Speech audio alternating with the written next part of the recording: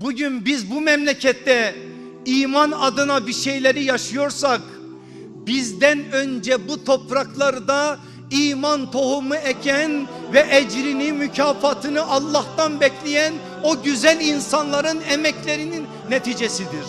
Biz bir şey ekmedik ki bir şey toplayalım. Onların ektiklerini topluyoruz.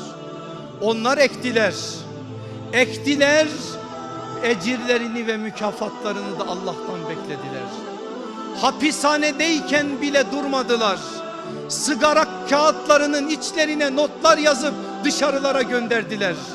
Birileri vagonlara bindi. Edirne'den Kars'a kadar vagon vagon dolaşarak Kur'an öğrettiler. Birileri bütün imkanlar tükendiği zaman sen kanını mürekkep yapacaksın, parmağını kalem yapacaksın, insanlara iman hakikatini anlatacaksın diyen yiğitlerin, o büyük insanların emekleriyle bugünlere geldik biz. Bir tanesi deseydi ben ektim, ben toplayacağım, vallahi bu olmayacaktı. Dediler ki ben ekeyim Allah'ım, bana göstermezsen meyveleri benden sonrakiler toplasın.